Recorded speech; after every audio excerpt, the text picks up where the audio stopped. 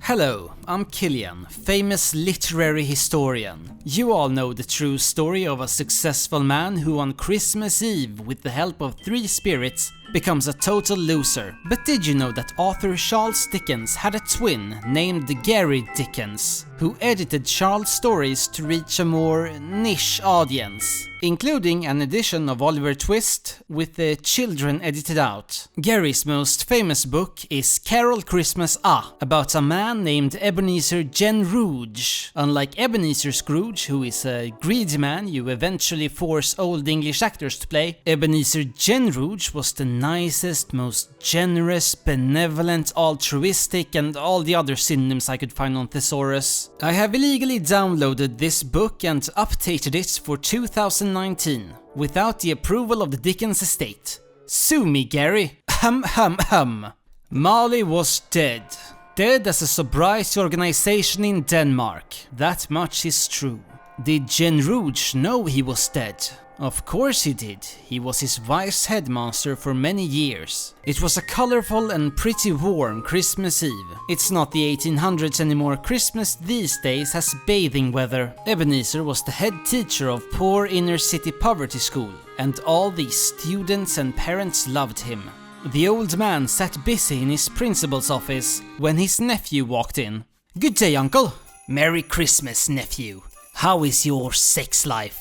"What? Why are you not married and have started a family?" "Busy, I guess." "May I join you for Christmas?" "No, uncle, not celebrating it. I'm too busy with homework from Cambridge Oxford Business School." "Bah! Humbug! You should celebrate Christmas. It's about family." "No, uncle. I wanna live in a penthouse. Good afternoon." "Merry Christmas!" "And a good evening." "Merry Christmas!" The second he left, 2 gentlemen entered the office. "Hello, sir. We are collecting money for the, Surfboard Santa Orphanage." "I shall ignore your trespassing and give you..." He whispered in his ear. "Lord bless me. You serious?" "Not a farthing less." "Well, now I feel bad for scamming you." "Hey, scammers need to eat." Ebenezer went back to work, and after a while someone knocked on his door. It was one of his teachers, Bob Cratchit. "Sir, can I come to work tomorrow, correcting tests?" "Working on Christmas, Mr. Cratchit? Preposterous!" "I get really bored.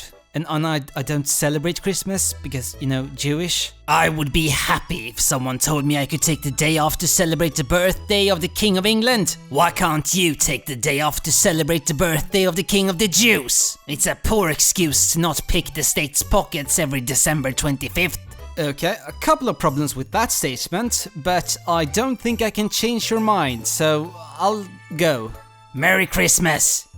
Happy holidays, sir. At the end of the day, Genrich went back to his super small house in the middle of nowhere because that's all he could afford. He sat down to not work because he was gonna take a break until a couple of days after New Year. After a couple of hours, he got up to make some coffee. Not tea, coffee. We break stereotypes on this channel. He noticed a chair had moved to the other side. Could there be a ghost here? Of course there had to be a ghost, it was the only explanation. He really believed in ghosts. It was the ghost of his former deputy headmaster, Jacob Marley. What do you want with me? I'll give you anything. I know you always give everything to everyone.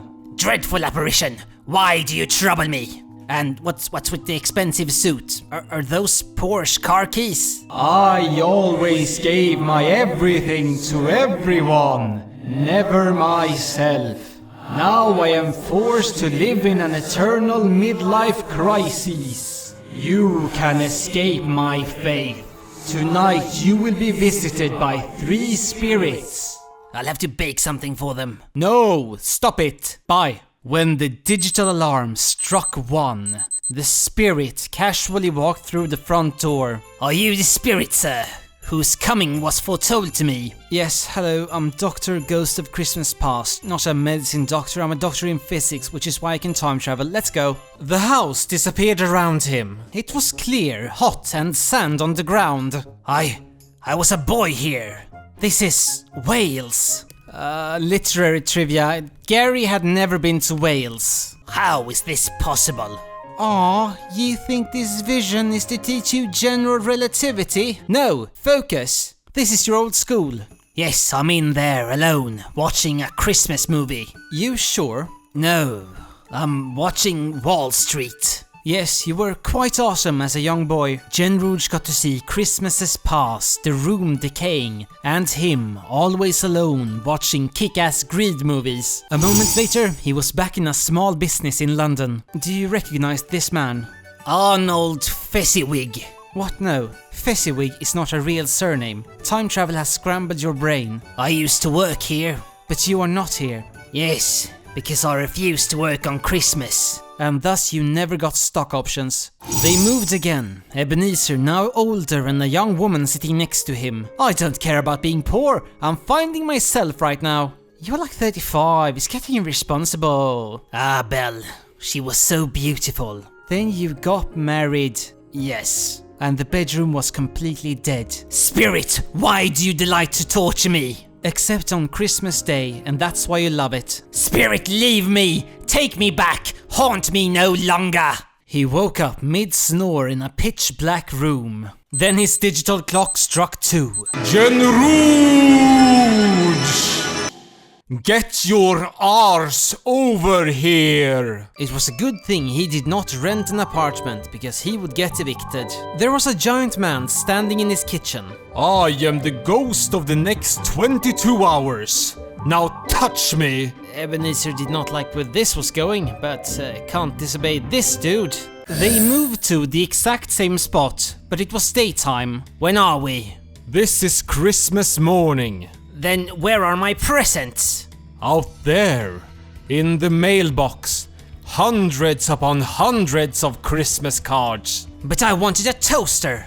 If you had been a greedy rich man, you would have gotten lots of physical gifts from people trying to impress you. Go humbug yourself. There is more to life than materialistic things. Okay.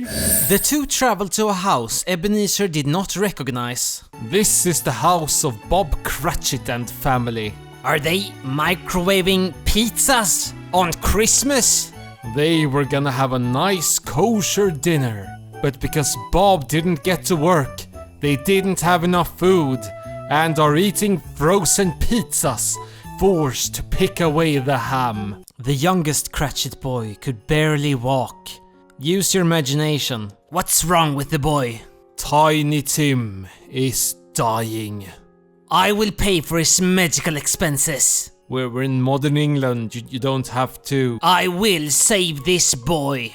Alright. They teleported to his nephew's Christmas study group, overhearing their conversation. He's poor, in debt, and even if he had money, he would give it away. My uncle owns nothing he likes. Wow, my nephew is a prick. But what he's saying is true. He's always wanted to visit Cancun, but he never will. He speaks the truth once again. Because of your decisions, you will never meet a Mexican. I don't care about their gay mockery on my behalf. I don't think that means the same thing. I know I helped people. Like what year are you in? I mean, oh, you helped people, did you? They moved again and saw people without access to showers. What's the problem with them? Those are your former students. Because you believed in them, they set the bar too high. And when they failed, they turned to opium. No! Oh man, look down here! Look at these young adults! Who are they? They are your young adults! The world's young adults! Who sit at home and watch YouTube videos instead of getting a low-paying job at Starbucks! No! Get them away from me! Okay, I'm gone. The spirit was gone, but Genrich remembered Marley's prediction, and now the final ghost approached. You the final spirit? Dr. Ghost of Christmas yet to come. Ebenezer was moved to a funeral that lots of people attended. Is this my funeral? Wow, so many people will remember me. Who cares about how many people visit your grave? You did. How did I die, spirit? Listen lad, paying for Tim's medical expenses made you broke, so you had to sell everything. Then you saw one of the items sold on Antiques Roadshow, and the valuation gave you a heart attack. At least Tiny Tim. Oh, he died. Please, spirit! Did he at least get to meet an Avenger? Yeah, Hawkeye. No! Jeremy Renner showed up and signed for him. No! Please, tell me I can change. I will disrespect Christmas. Please spare me! He collapsed and dwindled by a bedpost. Yes, I'm alive. A Merry Christmas to no one. I have to change my life. I have to tweet something racist so I get fired from my head whatever job. After that he ran out, ruining the day of every person he met. My dear sir, Oi, Mr. Genrich! the check will bounce and shove those orphans off your rectum. He made his way to Bob's house. Bobby, I'm out. I'm starting a company in the military-industrial complex. Okay. Oi, Tiny Tim. Yes, sir. Ask for Joaquin Phoenix. Bye, losers. Genrich was better than his word. He became just the worst person. Focused on power. If he was a flavor, you bet he would be sour. Truth is, he didn't even meet spirits. Because he was nice, he decided to give a gas repair company with a bad review a chance. Yes, it was all a gas leak, but the lesson remains the same. But you are still welcome to rewatch this every year. Go Jule, and that is the Kilian Christmas Carol. And now our sponsor. This video is sponsored by NordVPN. You know who doesn't care about privacy? Santa. He tracks your IP to see if you've been naughty online. But he can't with NordVPN's double data encryption. Click the link in the top of the description and use code KilianExperience to save 81%. And get 4 extra months of NordVPN and NordPass for free. And if you're a subscriber of mine, NordVPN's military-grade encryption is the only thing that's gonna save you from Santa's wrath. Click the link in the top of the description. I hope you enjoyed the video. Please like and comment if you did.